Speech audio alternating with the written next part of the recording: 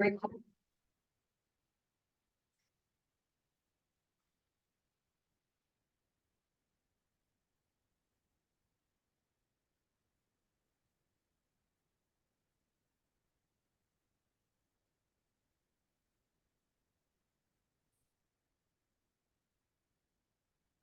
everybody got your seatbelts buckled. Are you ready?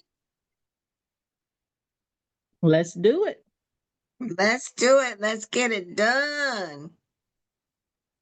And you all go to I Sell Medicare Plans tomorrow and post that you've finished your AHIP. Okay. Now that we are recording, everyone, we are in the module 5, which is the last module of the Medicare portion of AHIP. Once we're completing this module, we'll have the mastery test. So everyone should be ready at this point to take the mastery test because you've taken the practice test after each module. And if you got an answer incorrect, then they have already indicated what the correct answer is. And remember, those are the questions that are on the mastery final test. You have 2 hours. You don't have to rush. And also remember when you start to go through your modules, at the top of your left-hand corner, in the left-hand corner of the screen, you can download that particular module.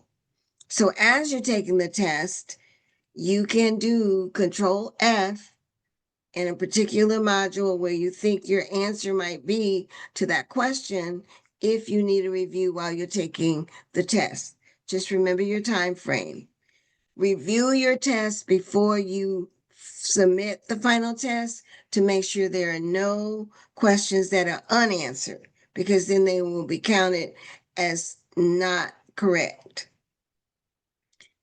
Thank you again for watching live. Thank you for being here live. And hopefully module 5 will not be as long as module 4 was. So let's get started with module 5. And if you have not done so already, please go ahead and go to the YouTube channel and subscribe. And then if you need to refresh through any of the live trainings that we've done, they're right there. So module 5 is about enrollment guidance, Medicare Advantage, and Part D plans. After completing this module, you'll be able to gain an overview of when beneficiaries can enroll in Medicare Advantage plans and Part D plans.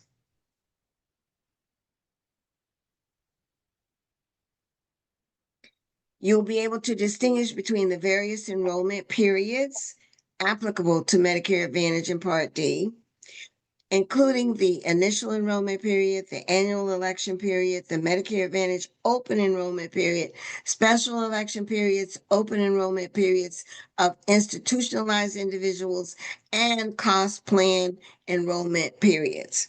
You'll be able to identify the different types of special election periods that allow individuals to change their plan. You'll be able to examine the concept of enrollment requests, including acceptable formats for electronic and telephonic requests, as well as acceptable individuals who may complete an enrollment. You should be able to use the simplified opt-in enrollment mechanism, learn the terms that make up beneficiary acknowledgements when individuals enroll, recognize what are prohibited and allowable actions regarding enrollment discrimination, identify post-enrollment activities, such as beneficiary notifications and materials, as well as the rules pertaining to the start of coverage. You'll be able to describe post-election activities and rules, distinguish between the circumstances surrounding voluntary disenrollment and involuntary disenrollment.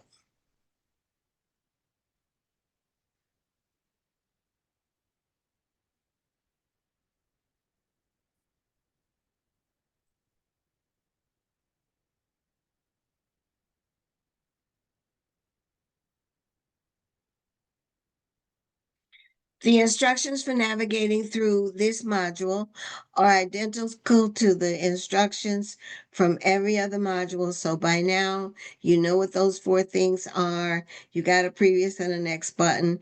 And from what I understand and I saw earlier today, there were so many complaints about the audio in the previous modules that they have taken the audio out. So we shall see. The terms and conditions are identical to every other module. Of course, everything that we are seeing here is copyrighted under the United States copyright laws. We cannot reuse any of this information and say that we did it.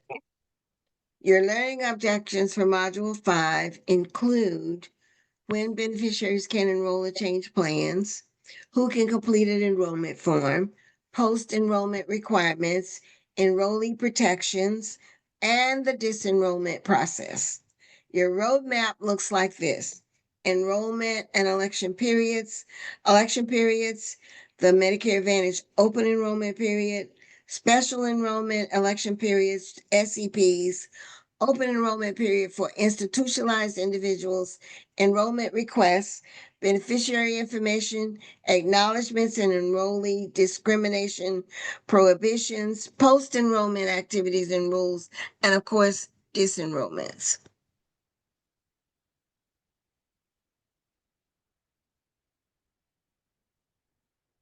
Election and enrollment periods, the overview. Beneficiaries may only enroll in or change plans at certain fixed times each year or under certain limited circumstances. If the application is not received during those times of the year or does not include information supporting a permissible election period, such as an attestation of eligibility to enroll, plans must contact the beneficiary to decide if the enrollment is permissible. Medicare Advantage and Part D enrollment election periods are, and you may or may not know all of these, but these are the enrollment periods. Medicare Advantage initial coverage election period, ICEP. Part D initial enrollment period, IEP.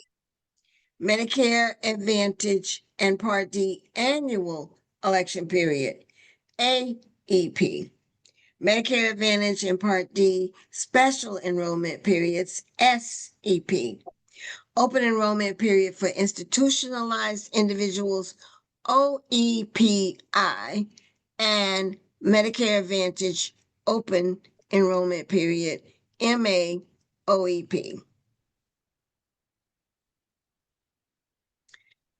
Certain election periods have fixed calendar dates, and they are only available to all beneficiaries, while others depend on an individual circumstance. Fixed annual election periods are the annual election period, AEP, October 15th to December 7th. The Medicare Advantage open enrollment period, MAOEP, January 1 to March 31. Election periods with dates and conditions based on individual circumstances include individual enrollment election periods when an individual first is eligible, the IEP. New beneficiaries who enroll in Medicare Advantage also have a Medicare Advantage OEP that starts the month of entitlement to Part A and Part B. Special enrollment election periods are also periods based on individual circumstances, and continuous open enrollment for institutionalized individuals is an individual circumstance election period. This is a summary of the election periods. And if you want to take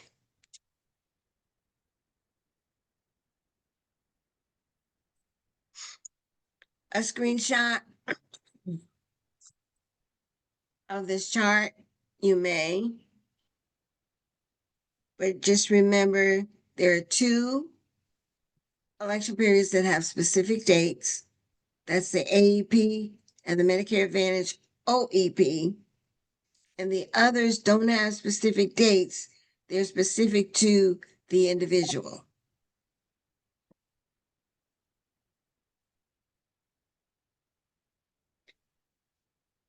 What is the Medicare Advantage Initial Coverage Election Period, ICEP? This is a period during which an individual newly eligible for Medicare Advantage may make an initial enrollment request to enroll in a Medicare Advantage plan. The initial coverage election period begins 3 months prior to the date the individual is both first eligible for Medicare Part A and enrolled in Part B for the first time, and ends on the later of the last day of the second month after the month in which the individual is both entitled to Part A and enrolled in Part B for the first time, or the last day of the individual's Part B initial enrollment period. The initial enrollment period for Part B is the 7-month period that begins 3 months before the month of an individual's eligibility for Part B and ends 3 months after the month of eligibility. During the initial coverage election period, an individual may enroll in a Medicare Advantage plan. An individual may also choose a Medicare Advantage plan with prescription drugs when the Part D and the Medicare Advantage initial coverage election period occur at the same time. The individual can make one enrollment choice under ICEP. Once enrollment is effective, the ICEP is used. Note, however, that individuals choosing a Medicare Advantage plan during their initial coverage election period have a Medicare Advantage OEP following their election through the last day of the third month of entitlement, during which they can disenroll to original Medicare or change plans. The initial coverage election period for a Medicare Advantage enrollment election will frequently relate to either the individual's 65th birthday or 25th month of disability, but it must always relate to the individual's entitlement to both A and B. Here's an example of an initial coverage election period. Mr. Nash turned 65 in May of 2020. He became entitled to premium-free Part A on his 65th birthday and eligible for Part B. Because Mr. Nash had employer group coverage, he did not enroll in Part B. However, he plans to retire in June 2025 and to enroll in Part B effective July 2025. Mr. Nash may enroll in a Medicare Advantage plan using his ICEP if he makes an election before the end of September 2025.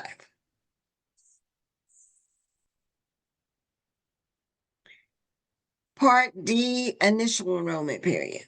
The Part D initial enrollment period begins 3 months before the month an individual is first entitled to Part A or enrolled in Part B and ends 3 months after the month of eligibility. Individuals eligible for Medicare before age 65 because of disability will have another IEP when they attain age 65. During the Part D initial enrollment period, beneficiaries may make one Part D enrollment choice, including enrollment in a Medicare Advantage prescription drug plan if they're eligible for Medicare. The Medicare Advantage ICEP and the Part D IEP occur together when a newly Medicare eligible individual is both entitled to Part A and enrolled in Part B at their first eligibility. If an individual delays enrollment into Part B to a later time, the ICEP and IEP occur separately, with the ICEP occurring during the 3 months immediately preceding the month of both entitlement to A and enrollment in Part B, and 2 months following that month. Here's an example. Mr. Crosby will turn 65 on August 10th, 2025. He will continue working. He plans to sign up for his Medicare Part A benefits effective August 1st, but has decided not to enroll in Part B. He will be eligible for Part D since he will have Part A. Even though he will not enroll in Part B, his Part D initial enrollment period is still the 3 months before, the month of, and the 3 months following his 65th birthday. That is May 2025 through November 2025. His Medicare Advantage ICEP will occur when he enrolls in Part B.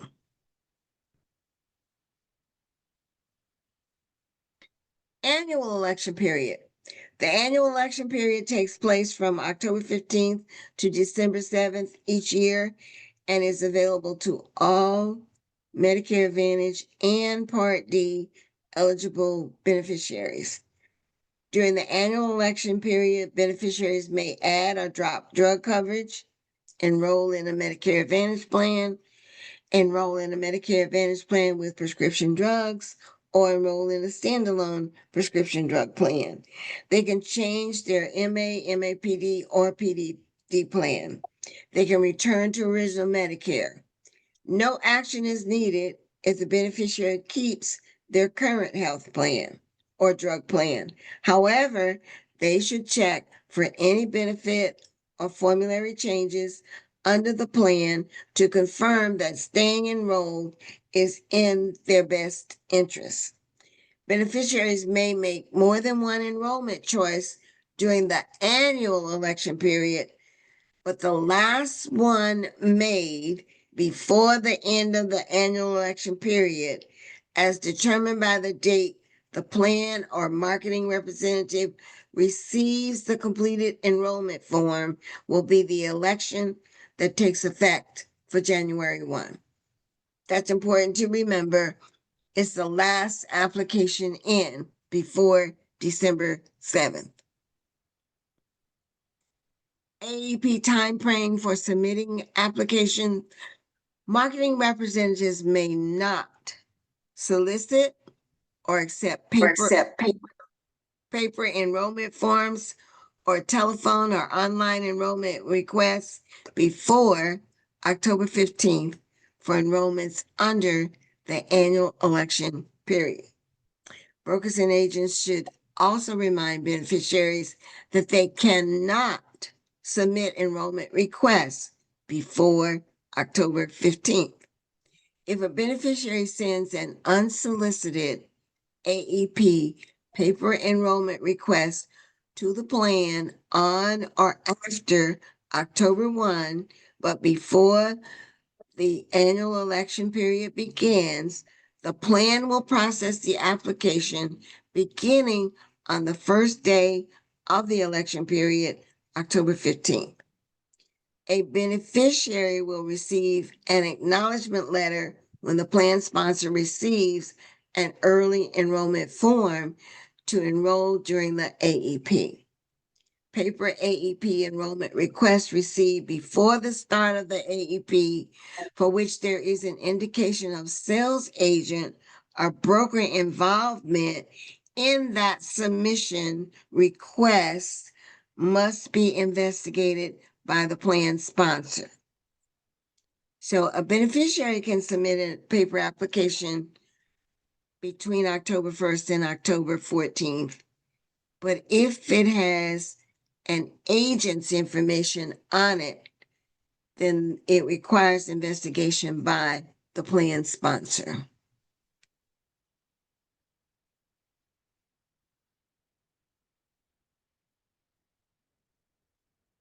Medicare Advantage open enrollment.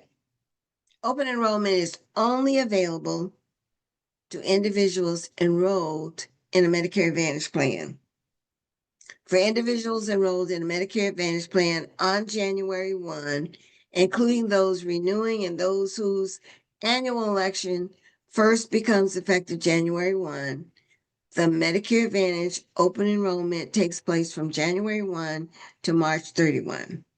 For new Medicare beneficiaries who enrolled in a Medicare Advantage plan during their ICEP, the Medicare Advantage OEP begins the month of entitlement to Part A and enrollment in Part B and ends the last day of the third month of entitlement and enrollment. The limitation to one election or change during the ICEP does not prevent a new enrollee from changing during their Medicare Advantage OEP. During the Medicare Advantage OEP, a Medicare Advantage prescription drug enrollee may switch to another MAPD plan, an MA-only plan, or original Medicare with or without a PDP. They may also, enrollee may also switch to another MA-only plan, an MAPD plan, or original Medicare with or without a PDP.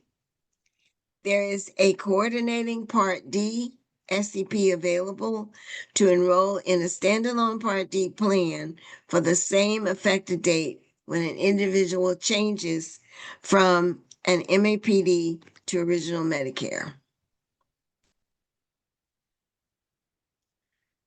Beneficiaries may only change plans once during the MAOEP. Medicare savings accounts, cost plan, and PACE enrollees may not use the Medicare Advantage OEP to make plan changes or disenroll, as eligibility to use the MAOEP is available only for MA enrollees. The ability to make changes to Part D coverage is limited to any individual who is enrolled in an MA or MAPD plan before they change. As a reminder, marketing representatives may not do targeted marketing related to the OEP. For example, marketing that mentions the OEP or that targets individuals known to be Medicare Advantage enrollee. Here's an example. Mrs. Hidalgo's 65th birthday was April 20th, 2024. She's entitled to Part A beginning April 1, 2024. She's currently working, has employer-sponsored coverage, and has decided to enroll in Part B after she retires. She retires in April 2025 and enrolls in Part B effective May 1st. She also enrolls in a Medicare Advantage plan effective June 1st. In this scenario, Mrs. Hidalgo's MAOEP is May 1st, 2025 through July 31st, 2025. Special enrollment periods.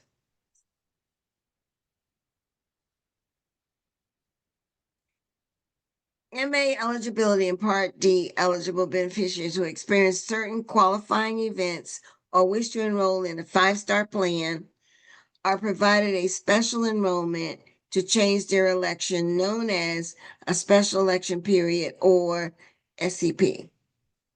Time frames for SEPs vary.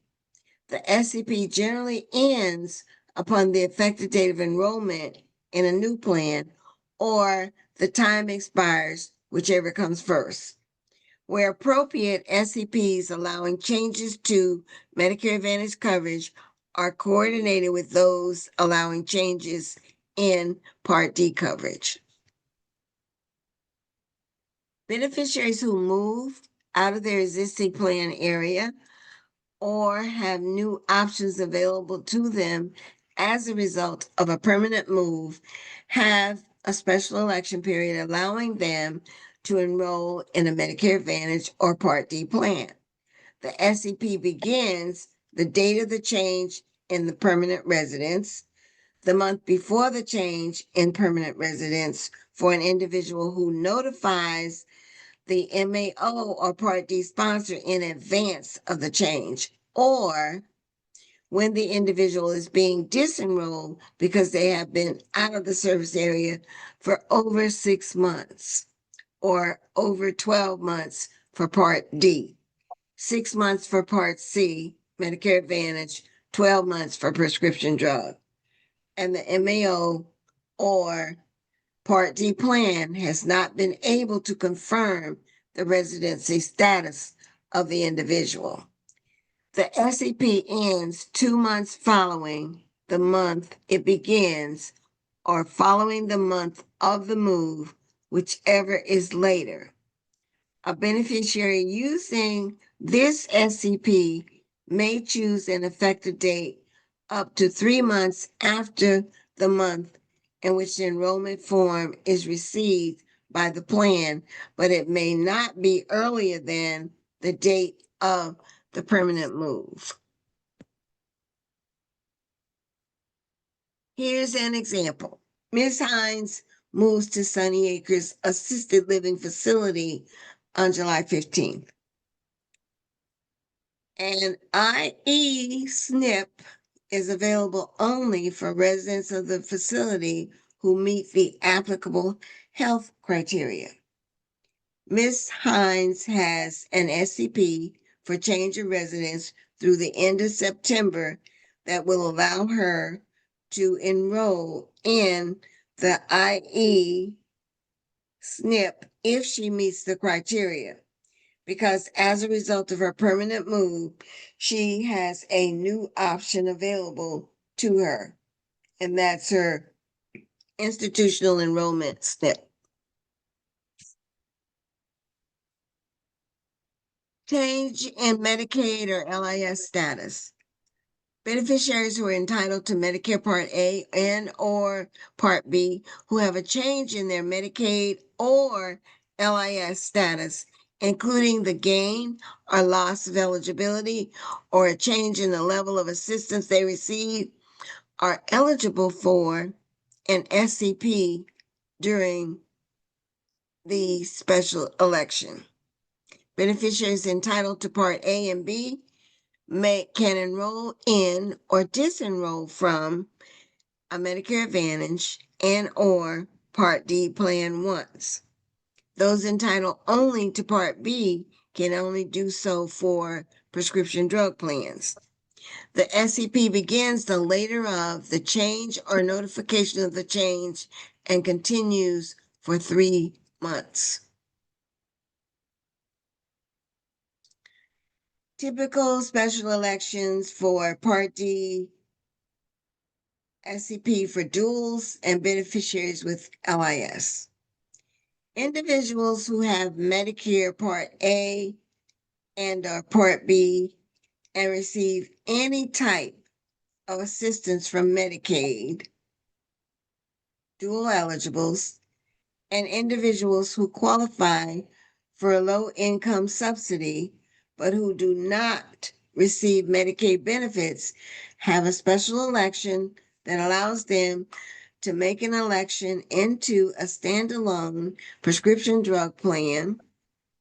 This SEP does not permit enrollment into a Medicare Advantage plan with prescription drug or changes between MAPD plans. The special election may be used once per month with an effective date of the first of the following month An individual is not eligible for this special election if the individual has been identified as an at-risk beneficiary or potential at-risk. I have to just say I was really confused when this slide is about dual eligibles, but it shows a picture, an animated picture of a lady preparing her insulin, and it's not about chronic. Typical SEPs, limitations for at-risk and potential at-risk beneficiaries. An at-risk individual is a Part D eligible individual who's determined to be at risk for misuse or abuse of a frequently abused drug per the requirements for drug management programs under CMS regulations. A potential at-risk beneficiary is a Part D eligible individual who is identified as being potentially at risk for misuse or abuse of a frequently abused drug per the requirements for drug management programs under CMS regulations. Once an individual is identified by the plan sponsor as a potential at-risk or at-risk beneficiary, and the plan sponsor has sent written notice to the individual, they cannot use the dual eligible or LIS special election to change plans while this risk designation is in place. The notice to the individual explains that the special election period is no longer available. The enrollment limitation for a potential at-risk or an at-risk individual will not apply to other Part D enrollment periods, including AEPs or other special election periods. Note that individuals may appeal a designation of at-risk or potential at-risk. These are other common SCPs. Any Medicare beneficiary who dropped a Medigap policy when they enrolled for the first time in a Medicare Advantage plan has a special election during the first 12 months of their enrollment in the Medicare Advantage plan to disenroll from their first Medicare Advantage plan and go back to original Medicare. They will also have a guaranteed eligibility period to rejoin a Medigap plan.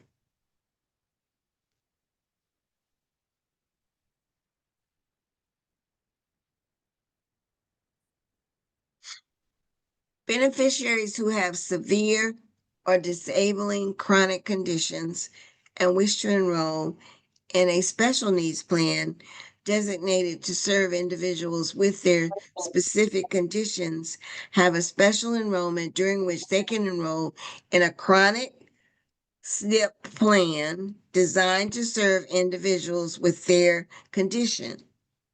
The special election lasts as long as the individual has the qualifying condition and ends once the individual enrolls in the chronic special needs plan. PACE special enrollment period. Beneficiaries may disenroll from a Medicare Advantage or prescription drug plan at any time in order to enroll in PACE. In addition, beneficiaries who disenroll from PACE have a special election to elect a Medicare Advantage plan or a prescription drug plan. This special election period ends 2 months after the effective date of PACE disenrollment. 5-star plans. Beneficiaries who live in a service area of a 5-star plan have an SCP during which they can disenroll from a Medicare Advantage plan, a prescription drug plan, or a cost plan, or leave original Medicare to enroll in a 5-star plan, a prescription drug plan, or a cost plan. The 5-star plan special election is available each year beginning December 8th and may be used once through November 30th of the following year.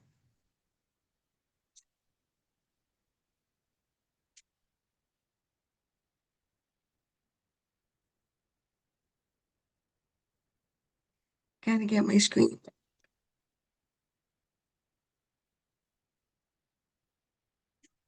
Aligned enrollment special election. This special election provides a one-time per month election into a fully integrated dual eligible special needs plan, a highly integrated dual special needs plan, or an applicable integrated plan for duly eligible individuals who are enrolled in or in the process of enrolling in the DSNP's affiliated Medicaid MCO. This special election is only available to facilitate aligned enrollment.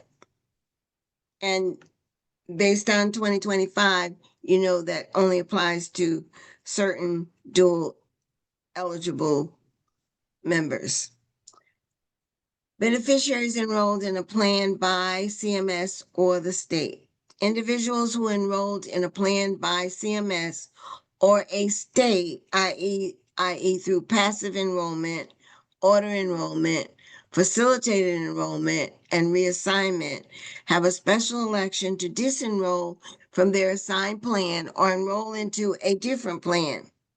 During the special election, beneficiaries may make an election within 3 months of the effective date of the assignment or notification of the assignment, whichever is later.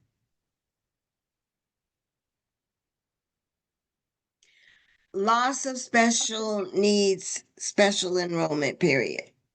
Beneficiaries enrolled in a SNP who are no longer eligible for the special needs plan because they no longer meet the special needs status have a special enrollment that begins the month the individual's special needs status changes and ends when they make an enrollment request, or 3 calendar months after the effective date of involuntary disenrollment from the SNP, whichever is earlier.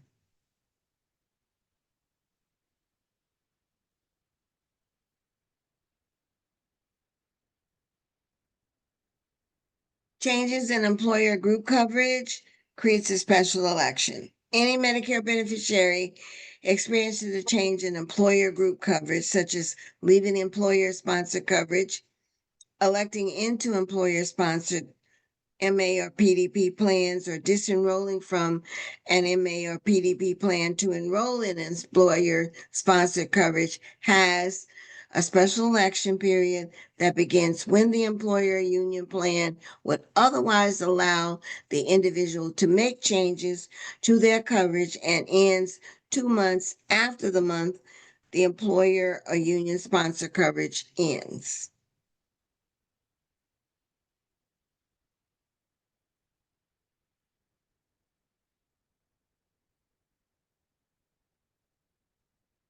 And voluntary loss of credible coverage. Beneficiaries eligible for Part D who involuntarily lose credible prescription drug coverage, including reduction in coverage, so it is no longer credible, have a special election allowing them to enroll in a prescription drug plan. The special election begins with the month in which the beneficiary is advised of loss of credible coverage and ends 2 months after the loss of credible coverage or the date the individual received the notice, whichever is later.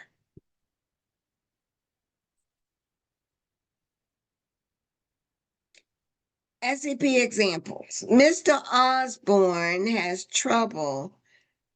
Ms. Osborne, I'm sorry. Woo, and see that, why are they doing this to me? Has trouble managing her diabetes. At her doctor's appointment in June, her doctor tells her that he believes she would benefit from the extra care management available from a chronic SNP designed for people with diabetes. Mrs. Osborne does not have to wait until the annual enrollment to enroll because she has a special election to enroll in a chronic special needs plan for the first time. Mr. Weir is 68 years old and still working. Although he pays for Part B, he uses Medicare as his secondary insurance and pays part of his employer group coverage premium. He was recently advised that he would save money by changing from his employer coverage to a Medicare Advantage plan with a premium that is less than his contribution to his group coverage. Mr. Weir has a special election that will allow him to drop his employer group coverage and enroll in the Medicare Advantage plan.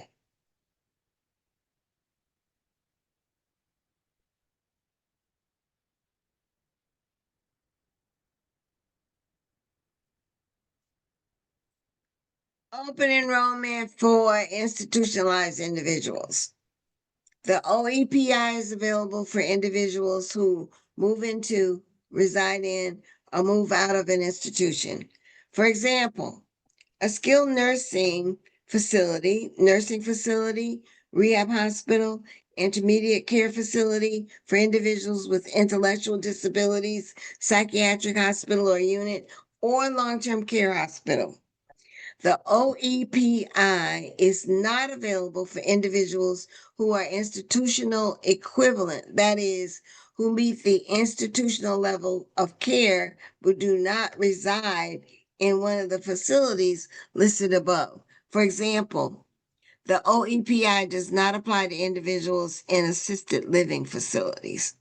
The OEPI is a continuous open enrollment period as long as the individual is in an institution. The OEPI ends 2 months after the month the individual moves out of the institution. Beneficiaries eligible for OEPI can make an unlimited number of MA enrollment requests and may disenroll from their Medicare Advantage plan. They may enroll in or disenroll from a Part D plan. They can return to original Medicare. Note that an Medicare Advantage organization is not required to accept requests to enroll into its plan during the OEPI. However, it is open for these enrollment requests. The organization must accept all OEPI requests to enroll in the plan. Individuals may not enroll in a Medicare savings account during an OEPI.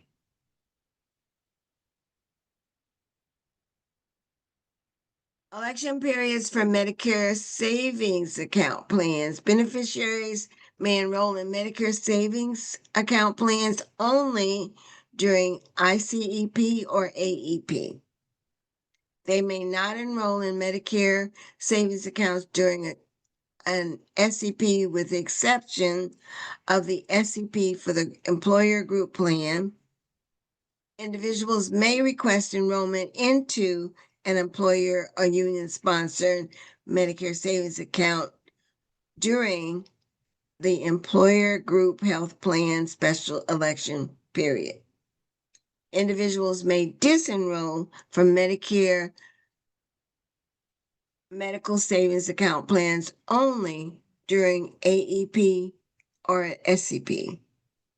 Medicare savings account enrollees may not use the MAOEP to disenroll from the MSA. An individual who elects a Medicare Advantage MSA plan during AEP and has never before elected an MSA plan may revoke that election no later than December 15th of the same year.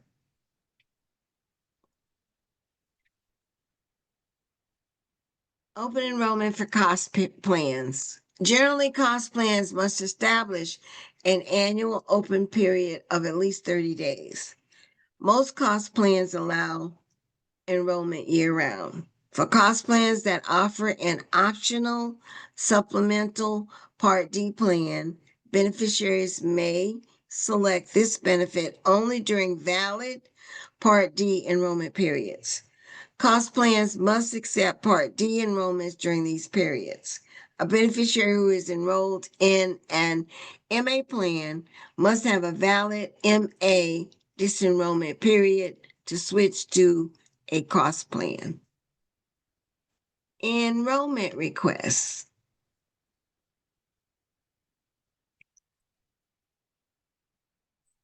During valid enrollment election periods, plan sponsors must accept enrollment requests regardless of whether they are received in a face-to-face interview, by mail, by facsimile, or through other mechanisms defined by CMS from individuals eligible to enroll in the plan. All plans must make available and accept a CMS-approved paper enrollment form appropriate to the plan type. Could be MAPDP, MAPDP, MSA, or private fee-for-service. Plans may also accept enrollments electronically or telephonically. Most enrollments must be completed using the standard enrollment form, regardless of the format of the request. However, a short enrollment form process may be used in certain circumstances. A short form or plan selection form may be used when an individual changes between plans offered by the same parent organization, but not for Medicare savings accounts. A simplified process known as the opt-in process may be used when an individual new to Medicare who is already a member of the organization's non-Medicare coverage wishes to enroll in a Medicare plan. Okay, this is an enrollment mechanism chart. And it shows how the different enrollments can be done and who they can be initiated by. So as agents, you're going to be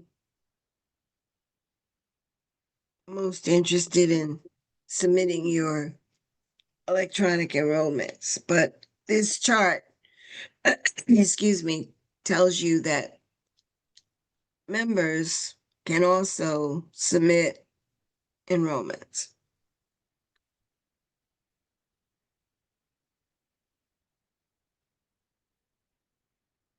Formats of enrollment requests, electronic enrollment. Plan sponsors may develop and offer electronic enrollment mechanisms made available via an electronic device or a secure internet website. Plans also have the option of obtaining technical support and related services from downstream entities such as a broker or third-party website as a means of facilitating and capturing the electronic enrollment requests.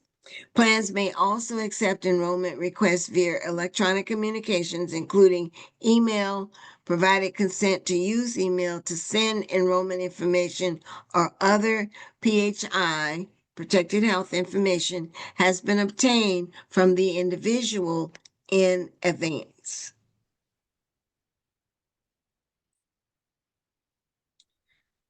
All online enrollment mechanisms must be CMS approved. This includes materials, web pages, and images. Similar to the electronic enrollment format, individuals must be provided with all required pre-enrollment information. Enrollment via the internet, CMS offers an online enrollment center through www.medicare.gov. CMS online enrollment is disabled for MA and Part D plans with a low performing icon, which means the plan received less than 3 stars for 3 consecutive years. So you won't find those plans on Medicare.gov. Plan sponsors may accept telephonic enrollments where the following requirements are met. Plans may accept telephonic enrollments only on incoming calls from individuals with whom the plan sponsor does not have an existing business relationship. An existing business relationship includes an individual who leaves a message wishing for a callback, fills out a business reply card, or other way in which an individual might initiate the relationship with the organization. Plans may also accept enrollment requests during communications initiated by the plan when during outreach to provide information about their Medicare plan offerings to individuals with whom they have an existing business relationship, the individual expresses a desire to enroll in one of the organization's plans. All telephonic enrollment and marketing calls must be recorded.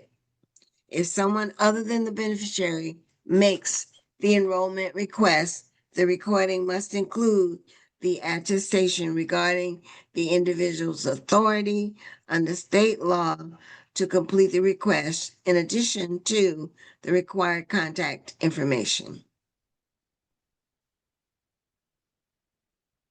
Individuals must be advised that they are completing an enrollment request when you're doing a telephone enrollment.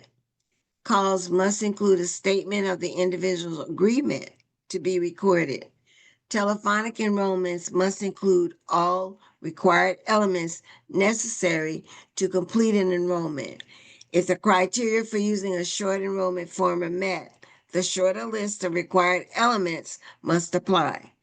The beneficiary's signature and/or authorized representative signature element for a telephone request is satisfied with the verbal attestation of intent to enroll. CMS also offers telephone enrollment through 1-800 Medicare.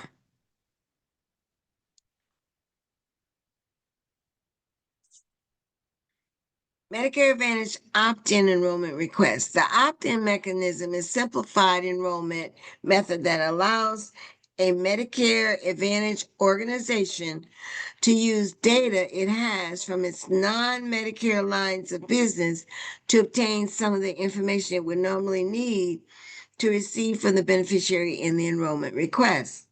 The organization is required to obtain any data necessary from the individual that it doesn't have from its data sharing. Medicare Advantage organizations may conduct outreach to individuals enrolled in its non-Medicare lines of business who are nearing Medicare eligibility or recently Medicare enrolled, or offer them the opportunity to enroll in their plan. MAOs may only offer simplified opt-in enrollment to individuals who are in their ICEP based on their initial enrollment in Medicare, are enrolled in any type of non-Medicare plan under the same organization or an entity under the same parent organization as the MA organization, do not have a break-in coverage between the non-Medicare plan and the Medicare Advantage plan. MAOs may offer simplified opt-in enrollment via paper, telephone, or electronically. For telephonic or electronic requests, the plan may limit the data to be collected from the applicant to those items it does not already have. Here's an example. Mr. Nash is turning 65 in June 2024 and is enrolled in an affordable care plan offered by Good Care. Good Care identifies in its records that Mr. Nash's Medicare Part A and Part B ICEP begins March 2024. Based on this data from Mr. Nash's ACA plan, Good Care knows that Mr. Nash lives within the service area of several of its Medicare Advantage plans. A representative of Good Care calls Mr. Nash in May 2024. She informs Mr. Nash that because he'll be eligible for Medicare soon, he can enroll in a plan that Good Care offers just for people with Medicare. If she calls in May and June. She provides information on Good Care Medicare Advantage plans available in Mr. Nash's area and asks if he is interested in enrolling in one of those or learning more. Mr. Nash expresses his interest in enrolling in Good Care's MA plan with prescription drugs. Good Care already has Mr. Nash's personal information via its internal systems, and while on the call, the representative obtains what is needed for the Medicare Advantage enrollment that Good Care doesn't already have. The representative uses this information to complete the telephonic enrollment request. Good Care confirms the Medicare Advantage plan Mr. Nash wants to enroll in and asks for his Medicare number. Good Care explains the legal requirements for enrollment, the release of information, and confirms Mr. Nash's understanding and acknowledgement approval to process the request. Enrollment mechanisms must require the applicant's knowledge or consent that they must keep Medicare Parts A and Part B if they're enrolling into a Medicare Advantage plan, and must keep Part A or B if they're enrolling in a Part D plan. The enrollment mechanism must have the individual's knowledge and their consent to the disclosure and exchange of information between the U.S. Department of Health and Human Services, its designees, the Medicare Advantage plan or the Part D plan, and acknowledges that the information may be used to track enrollment and or other purposes as allowed under federal law. The enrollee needs to also understand that the enrollment is in another Medicare Advantage, prescription drug, or MAPD plan will automatically disenroll them from the current plan. The model for private fee-for-service and MSA enrollment mechanisms provide modified language where appropriate.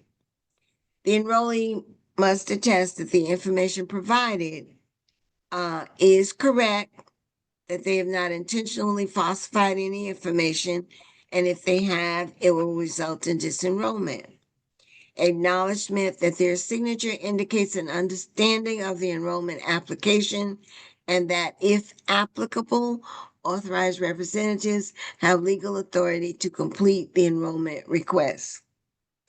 They also understand that benefits and services, excluding hospice and kidney acquisition costs for transplants, must be obtained from the plan to be covered as Medicare benefits.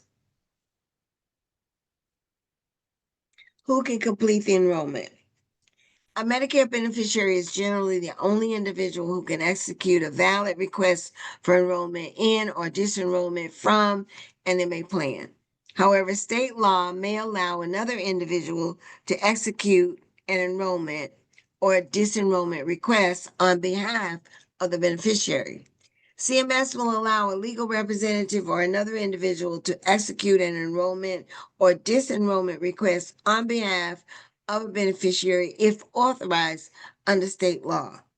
Depending on state law, this may include court-appointed legal guardians, individuals with a durable power of attorney for healthcare decisions, or individuals authorized to make healthcare decisions under state surrogate consent laws if they have the authority to act in this manner. When someone other than the eligible individual completes an enrollment or disenrollment, they must, one, attest to having the authority under state law to do so, and two, sign the completed form or under other approved enrollment mechanism, indicate their relation to the individual, and three, provide their contact information. If there's uncertainty regarding whether another person may sign for a beneficiary, the agent should check with the plan sponsor. Acknowledgements and discriminations. Plan sponsors must ensure that before enrollment, CMS required questions and topics regarding beneficiary needs related to their health plan choices are fully discussed by the agents with the beneficiary or their authorized representative. The agent must ask the kind of health plan in which the beneficiary wishes to enroll, such as low premium, high copay, or vice versa? Does the beneficiary require hearing, dental, and/or vision? Does the beneficiary have any other healthcare needs, such as needing durable medical equipment or physical therapy? Does the beneficiary have any other specific health needs? Prior to enrollment, the agent must also check to see if the beneficiary's primary care and specialists are in network. If not, the agent must explain that the beneficiary will need to choose new ones or pay out of pocket. Prior to enrollment, the agent should check to see if the beneficiary's preferred hospital is in network. If not, the agent must explain that the beneficiary will need to choose a new one. Check to see if there are other facilities the beneficiary prefers that need to be in the plan's network. Review coverage for out-of-network providers and services, except in emergency or urgent services situations. The plan does not cover services by outside providers or the doctors who are not listed in the provider directory. The agent should also review PPO or private fee-for-service out-of-network coverage. The agent must discuss prescription drug coverage and costs with the beneficiary prior to enrollment.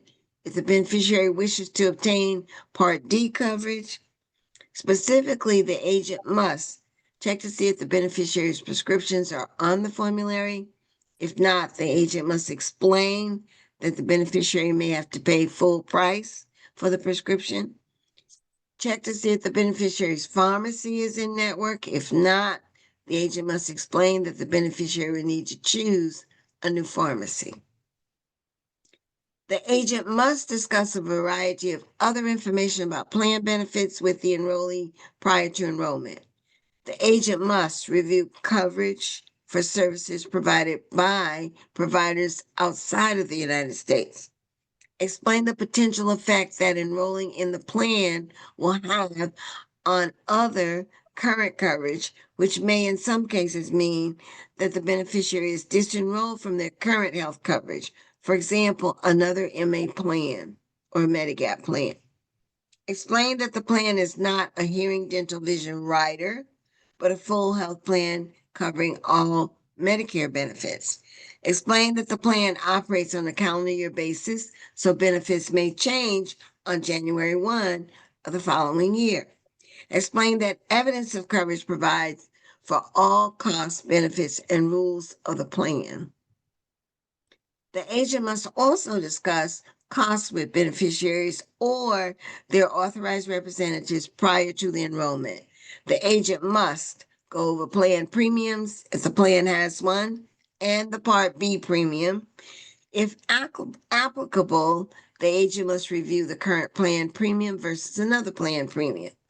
The agent must go over cost sharing such as deductibles, copays, and coinsurance, including primary care copay, specialist copay, inpatient hospital, and any other copays for services items that the beneficiary needs. The agent must discuss the cost limitations on dental, vision, and hearing. Prior to enrollment, agents must review with the beneficiaries how they can file a complaint.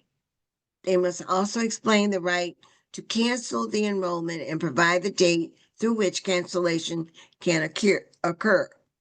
If a beneficiary is interested and eligible for enrollment in a Medicare savings account, the agent must review with the beneficiary the need to maintain a trust custodial account to remain enrolled in the MSA. If a beneficiary is interested and eligible for enrollment in a special needs plan, the agent must discuss the following: the need to qualify for chronic disabling condition requirements for C-SNPs, the need to have Medicaid to qualify for D-SNPs, the need to require an institutional level of care to qualify for I-SNPs. Marketing representatives may not deny or discourage beneficiary enrollment based on anticipated need for healthcare, race, ethnicity, national origin, religion, gender, sex, age, mental or physical disability, health status, receipt of health care, claims experience, medical history, genetic information, or evidence of insurability. They may not discriminate based on geographic location within the service area. Marketing representatives must comply with their obligations under other federal anti-discrimination rules and requirements. Marketing reps may not engage in any discriminatory activities such as attempting to recruit Medicare beneficiaries from higher income areas without making comparable efforts to enroll Medicare beneficiaries from lower income areas or vice versa.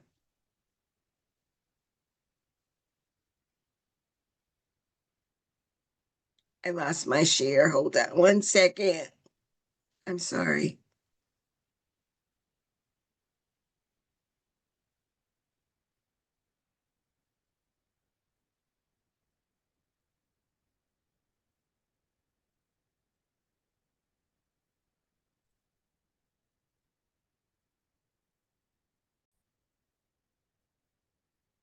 Okay, we're back. For a moment there must be thousands of independent agents out there in AHIP tonight. I got kicked out for a second, so I'm back. And thank goodness you can go and resume where you are. So let me just share that screen.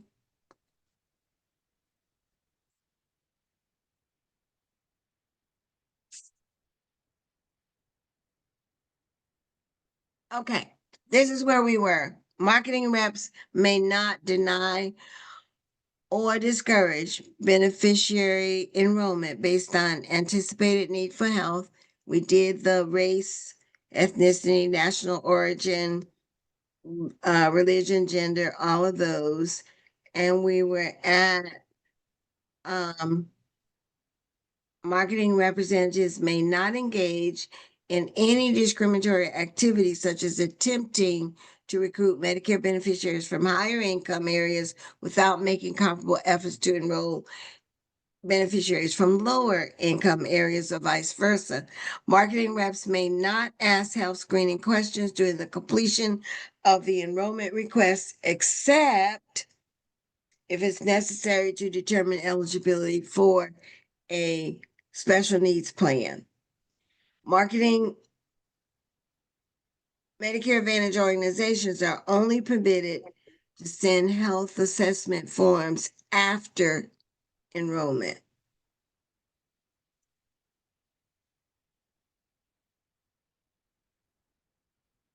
Post-enrollment activities.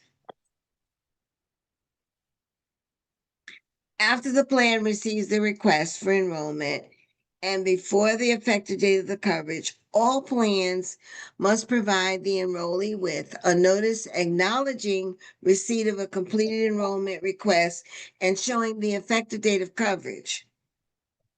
And this must be provided no later than 10 calendar days after receipt of the completed enrollment request. A copy of the completed paper application, if the beneficiary requests the form, evidence that the enrollment request was received for enrollment requests submitted via the internet or telephone, proof of health insurance coverage so that they may begin using plan services as of the effective date, must include the data necessary to access benefits. If an individual's enrollment request includes a request for Social Security Administration or Railroad Retirement Board premium withhold plan must inform the individual that if that request is approved, their request for premium withholding will start in 1 to 2 months. That the effective date for premium withholding will not be retroactive. They will be responsible for paying the organization directly for all premiums due from the enrollment effective date until the month in which premium withholding begins. Failure to pay premiums for months in which premium withholding is not in effect can result in disenrollment from the plan. Once the plan sponsor receives a reply from CMS indicating whether the individual's enrollment has been accepted or rejected, the plan must notify the individual in writing of CMS's acceptance or rejection of the enrollment within 10 calendar days. Regardless of how an enrollment request is made, the plan sponsor must provide information about being an enrollee of the plan rules, the member's rights and responsibilities, generally prior to the effective date of enrollment.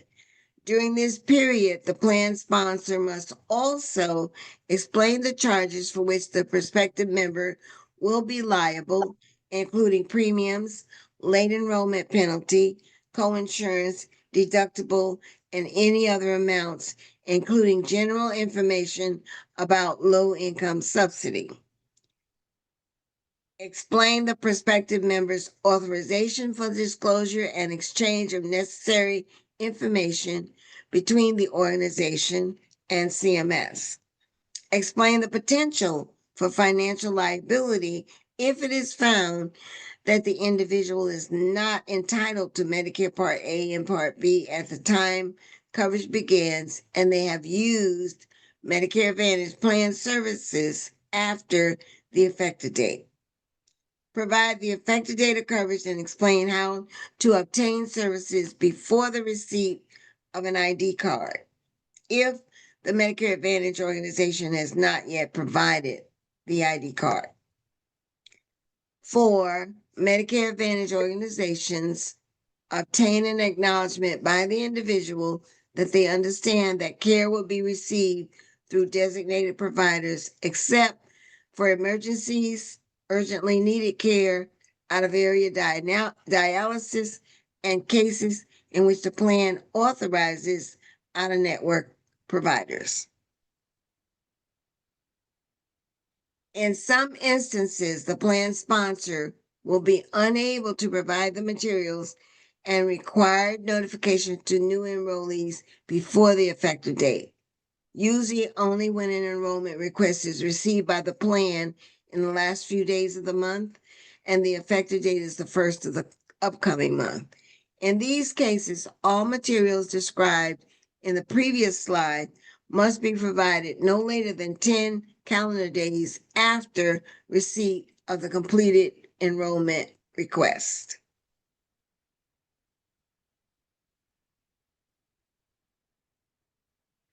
Post-enrollment, this chart tells you when coverage begins. So if it's an ICEP or an IEP, coverage begins the first of the month of entitlement to Medicare Part A and B, or the first of the month following the month the enrollment request was made, if after that entitlement. For the AEP, the effective date is always January 1st. For the open enrollment period for institutionalized individuals, it's the first of the month after the month that the organization receives an enrollment request. For Medicare Advantage open enrollment, it's the first of the month after the month the Medicare organization receives the request. For special enrollments, it's generally the first day of the month after the month the Medicare organization receives an enrollment request. However, exceptions apply for certain special election periods. If a plan sponsor receives an enrollment request and determines the applicant is eligible for more than one election period, it must allow the individual to choose the enrollment effective date. To determine the beneficiary's choice of election period and effective date, the MA organization must attempt to contact the beneficiary and must document its attempts.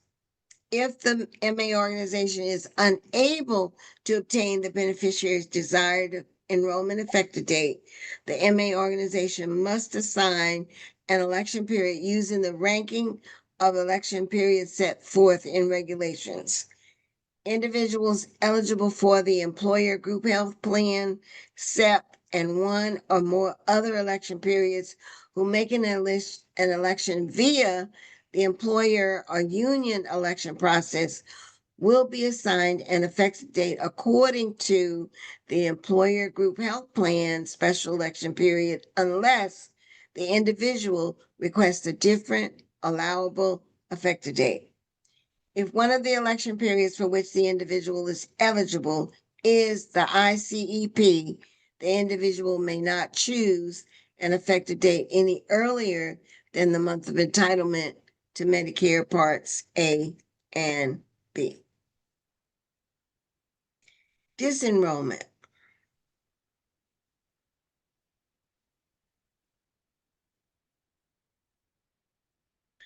There are two types of disenrollments, voluntary and involuntary. Voluntary is someone who chooses to disenroll from the plan because they no longer want to be enrolled. Involuntary is when the plan may be required or may have the option to end an enrollee's membership. The disenrollment is not the enrollee's choice. Plans or their marketing representatives may not either orally or in writing or by any action or inaction request or encourage any enrollee to disenroll from the plan except in specific situations authorized by CMS. Plans may contact enrollees to determine the reason for a voluntary disenrollment, but must not encourage an enrollee from disenrolling after they indicate a desire to do so and may not market to the individual during the call.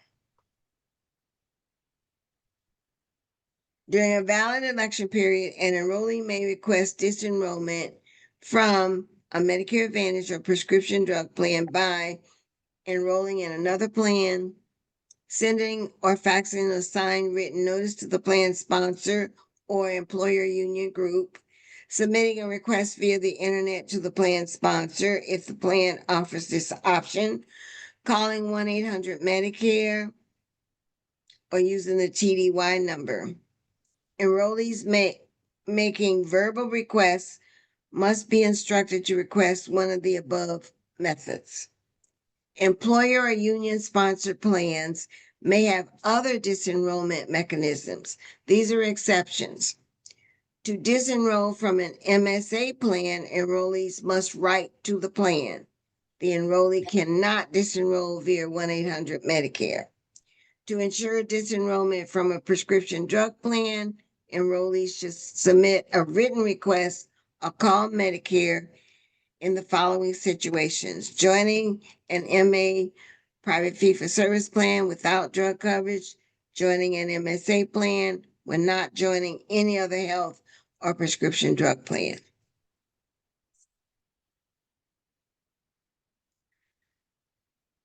Medicare cost plan enrollees may end their membership at any time during the year and enroll in original Medicare. The enrollee must submit a written request and cannot disenroll by calling Medicare.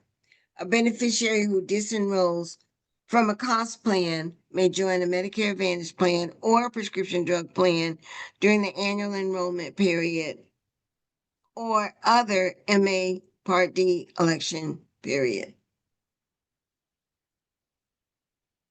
Plan sponsors must disenroll an enrollee from the plan in the following situations: a permanent change in residence, including incarceration, makes the enrollee ineligible to remain in an enrolled plan.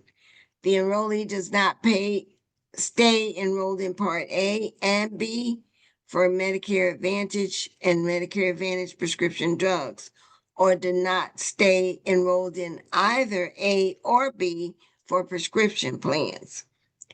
A special needs enrollee loses special needs status. An enrollee of dual eligible loses Medicaid and does not reestablish special needs eligibility.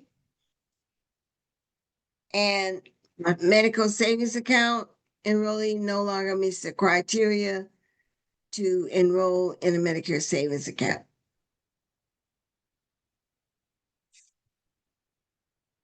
Required involuntary disenrollment. Plan sponsors must disenroll an enrollee from the plan in the following situations. The enrollee dies, the plan sponsor's contract is terminated, withdrawn, or the service area is reduced and excludes the enrollee. The member fails to pay their Part D, IRMA, to the government, and CMS notifies the plan to effectuate the disenrollment. Note that CMS has established a 3-month initial grace period before individuals in an MAPD or PD plan will be disenrolled for failure to pay their Part D. The member is not lawfully present in the United States, or the PDP must also involuntarily disenroll an individual who materially misrepresents information to the plan sponsor regarding reimbursement for third-party coverage.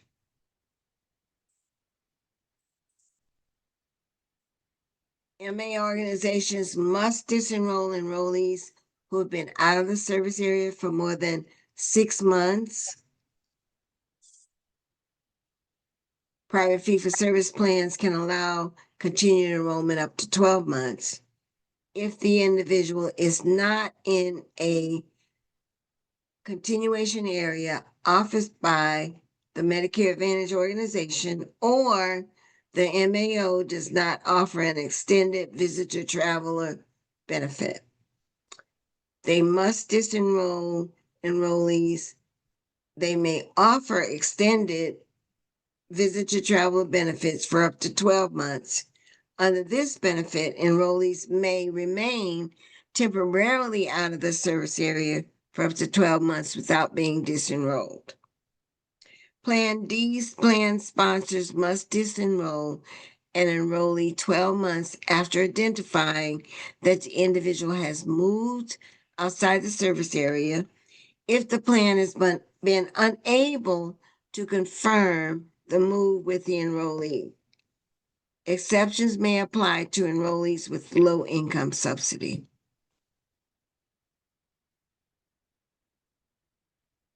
Medicare savings plans must additionally disenroll an enrollee who no longer meets the eligibility requirements, except the plan may not disenroll beneficiaries who elect the Medicare hospice benefit while enrolled in the Medicare savings account.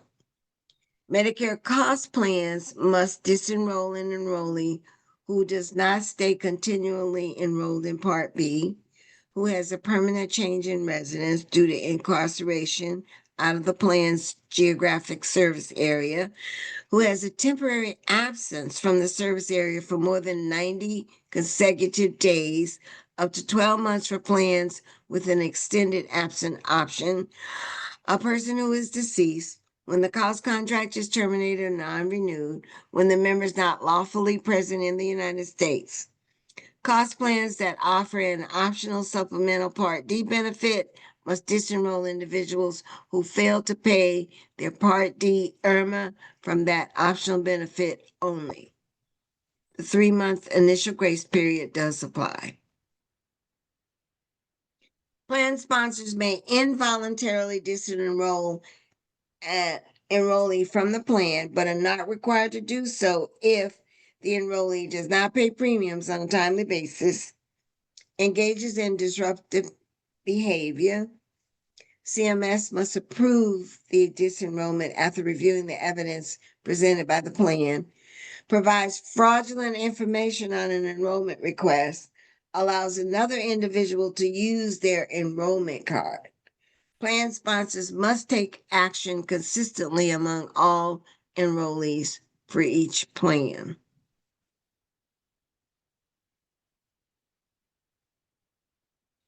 If a member fails to pay the premium, a plan sponsor may choose to do nothing or disenroll the member after a grace period and notice.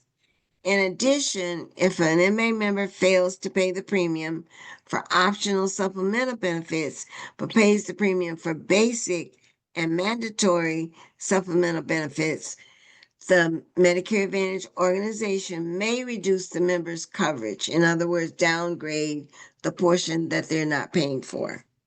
Plan sponsors must supply the policy they choose uniformly for all plan members. However, MAPD plans have the option to retain duly eligible members and individuals who qualify for low-income subsidy who fail to pay premiums, even if the MA organization has the policy to disenroll members for non-payment of premium. MA-only plans may retain individuals who are duly eligible for both Medicare and Medicaid, individuals who are entitled to Medicare Part A and B and receive any type of assistance from Title 19. PDPs have the option to retain individuals who qualify for low-income subsidy but fail to pay premiums. Optional involuntary disenrollment from MA Part D across plans. Enrollees' rights for failure to pay premiums. The plan sponsor must notify the enrollee in writing, provide the enrollee with a grace period of at least 2 months. Under certain circumstances, individuals may be reinstated for good cause if the beneficiary pays the overdue premiums within 3 calendar months of disenrollment and other criteria are met. Enrollees have the right to make a complaint if the plan ends their membership. For more information, you can, of course, get your guidance from Medicare.gov, CMS.gov/Medicare/eligibility and enrollment/Medicare manage eligibility enrollment. Okay.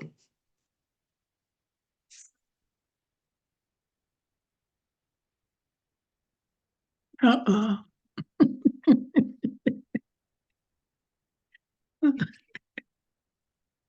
Okay. It is 10:05 my time. I don't know what time it is where you guys, do you want to do the review or you want to do the review and then go ahead and do your final get ready for your mastery test whenever you're ready. I can volunteer. I'd love to do the review. Anybody else? Faye, I gotta go, but I'm I did have a down quick for question. it. Sorry. Okay. I want to. Okay, well, just remember then, if you have any problems when you get ready to do your test, and this applies for anyone, if you do it once and you don't pass, then give me a call. Let's kind of do a review. All right, Faye, I got a quick question for you. It's about the SEP